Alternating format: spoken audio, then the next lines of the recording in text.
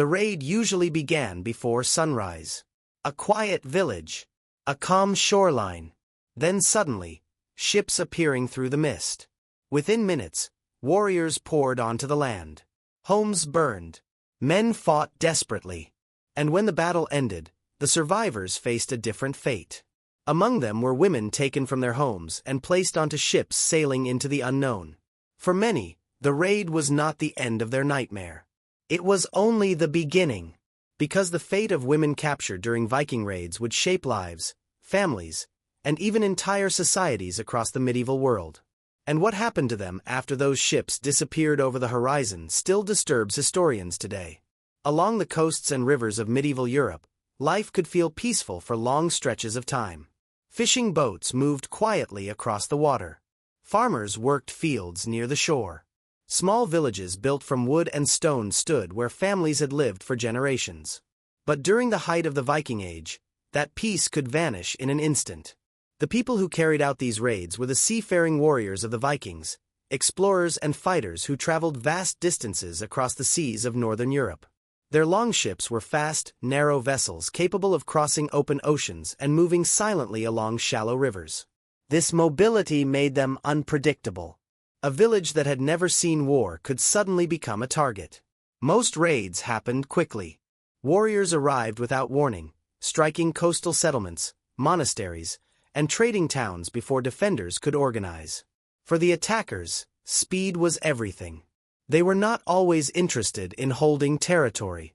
Instead, they came for valuables, supplies, and captives. During the chaos of a raid, many people were killed while defending their homes. Others tried to escape into forests or across nearby hills. But not everyone could flee. Women, children, and younger men were often captured and forced onto the ships waiting along the shore. To the raiders, these captives were not simply prisoners. They were valuable. Across much of medieval Europe and the wider trading world, slavery and forced labor were an established part of the economy. Captured people could be traded, sold, or integrated into the households of their captors. For the women taken during these raids, the moment they stepped onto those ships marked a complete break from their former lives. Behind them lay the smoke of their burning villages. Ahead of them stretched a journey across unfamiliar seas toward lands they had never imagined. The longships cut through the waves as the coastline slowly disappeared behind them. For the captives crowded on the decks, fear and uncertainty filled every moment of the voyage. Some would eventually be sold in distant markets. Others would live among the people who had taken them. And a few would become part of a completely new society forming across the Viking world. But at that moment, none of them knew what their future would hold. They only knew one thing for certain. The life they had known was gone forever. Once the raid was over, the warriors of the Vikings wasted little time. Speed had always been their greatest advantage, and they rarely stayed long in a place they had just attacked. Within hours, the longships that had appeared suddenly on the horizon were already leaving the coast behind. Smoke from burning homes still rose into the sky as the ships pushed out into open water. On board, the captured villagers sat under heavy guard. Among them were many women who had been taken from their homes during the chaos of the raid. Some clutched younger children, while others stared silently toward the shoreline that was slowly disappearing in the distance. For them, the moment was terrifying. Everything familiar was vanishing behind them. The ships themselves were impressive but intimidating vessels.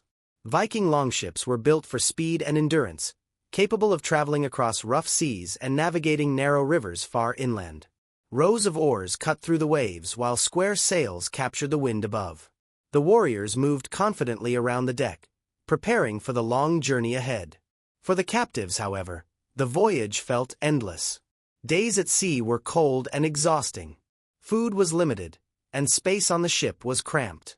Storms sometimes struck without warning, turning the journey into a battle against towering waves and fierce winds.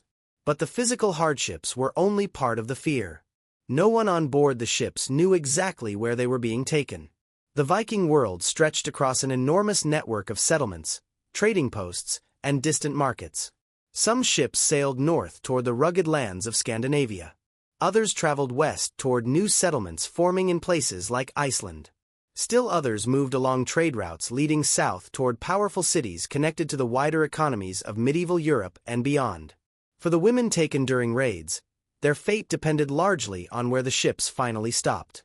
Some captives were brought directly to Viking farms and households. Others were transported to major trading centers where enslaved people were bought and sold like valuable goods. In those markets, merchants from different cultures gathered to exchange silver, weapons, cloth, and human labor. The captives had little control over where they would end up. Each harbor the ships approached brought new uncertainty. Would they remain among the people who captured them? Would they be traded to strangers speaking unfamiliar languages? Or would they be taken even farther across the vast trading networks of the Viking Age? For many women, the journey across the sea was the moment when hope began to fade. The shoreline of their homeland was gone. Viking trade routes stretched southward through the great rivers of Eastern Europe, eventually connecting with powerful markets linked to the Byzantine Empire and the Abbasid Caliphate. These vast networks meant that someone captured during a coastal raid in northern Europe could eventually end up thousands of miles away. For some captives, however, the journey ended sooner.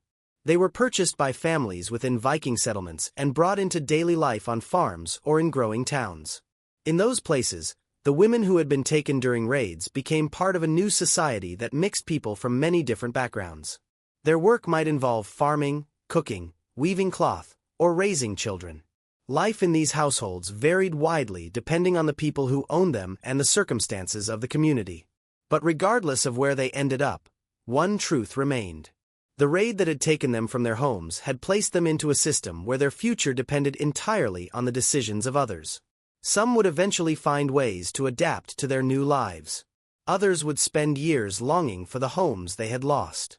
And in rare cases, their descendants would grow up knowing nothing about the distant villages where their family's story had begun. For many women taken during Viking raids, the long journey ended not in distant markets but in the homes of the very people who had captured them. Once the ships reached the northern lands of Scandinavia or the growing Viking settlements across Europe, captives were sometimes brought directly into households. These homes were very different from the villages the women had left behind. Most Viking families lived on farms scattered across rugged landscapes of forests, mountains, and cold coastlines. At the center of each farm stood a long wooden building known as a longhouse. Inside these structures, entire families lived together: parents, children, relatives, workers, and sometimes enslaved people. Life in these communities was demanding. The long winters and harsh climates meant everyone had to contribute to daily survival. Women captured during raids were often expected to work alongside the household they now served. Their tasks could include preparing food, caring for animals, weaving cloth, grinding grain, or helping raise children. The work was constant. From sunrise to nightfall, daily life revolved around farming, crafting tools, maintaining buildings, and preparing supplies for winter. In many Viking communities, enslaved people were known as thralls, individuals who had lost their freedom through capture or trade. Thralls had very few rights and were considered part of the household's property. For the women who had once lived freely in their own villages, this new life could feel like a world completely turned upside down. They now spoke different languages. They followed unfamiliar customs. And they lived under the authority of families who had once been their enemies. Yet life within Viking society was complex. Not every household treated captives the same way. Some thralls remained in harsh conditions for the rest of their lives, performing exhausting labor with little control over their future. But historical records and archaeological evidence suggest that in certain cases, enslaved individuals could gradually become integrated into the household. Over time, some captives formed relationships within the communities where they lived. Children born into these households sometimes grew up alongside the family's own sons and daughters. In rare situations, enslaved individuals could even gain freedom if their owners chose to grant it. For the women taken during raids, survival often meant adapting to this unfamiliar world. They learned new languages. They understood the rhythms of farming seasons in the north. They discovered the traditions and beliefs that shaped Viking society. Years passed. The memories of their former homes slowly became distant. But even as they adjusted to life within Viking communities, the reality remained the same. Their presence there had begun with violence. A raid. a ship sailing away from a burning shore. And the moment their old lives disappeared beyond the horizon. By the end of the Viking Age, the raids that had once terrified the coasts of Europe began to fade. Kingdoms grew stronger. Defenses improved. And the warriors of the Vikings slowly shifted from raiders into traders, settlers, and rulers of new lands. But the impact of those raids did not disappear. It lived on in the people whose lives had been changed forever. Among them were the women who had been taken from their homes and carried across the sea. For many of these women, the years that followed their capture were filled with adaptation and survival. They had entered Viking society as outsiders, strangers who spoke different languages and remembered different traditions. Yet over time, many became part of the communities where they lived. They worked beside the families who owned the farms. They raised children. They participated in the daily life of settlements that were growing across the northern world. The descendants of these communities eventually spread across many regions connected to Viking expansion. From the cold landscapes of Scandinavia to distant colonies in Iceland and even the new settlements in Greenland, Viking societies were shaped by people from many backgrounds. Modern historians and genetic studies have revealed something remarkable. The populations of these regions often carried mixed ancestry, reflecting centuries of travel, trade, and migration. This means that some of the women who were once taken during raids became part of the very societies that had captured. Their children and grandchildren helped build the communities that define the Viking world. Over time, their origins became part of a much larger story. A story of movement across oceans. Of cultures meeting, sometimes violently, and slowly blending together. Yet the personal experiences of those women were rarely recorded in detail. Most medieval chronicles focused on kings, battles, and explorers. The voices of captives and ordinary people were rarely written down. But archaeology and historical research continue to uncover clues about their lives. Objects buried in graves. Records from distant markets. Fragments of stories preserved in old chronicles. Together, these pieces reveal a more complicated picture of the Viking Age. It was not only a time of warriors and ships. It was also a time when countless individuals were forced into new lives far from home. The women taken after Viking raids carried memories of the villages they had lost. They crossed seas they had never seen before. And they helped shape societies that would leave their mark on history. Their names may not appear in the sagas. But their lives were part of the story that built the Viking world.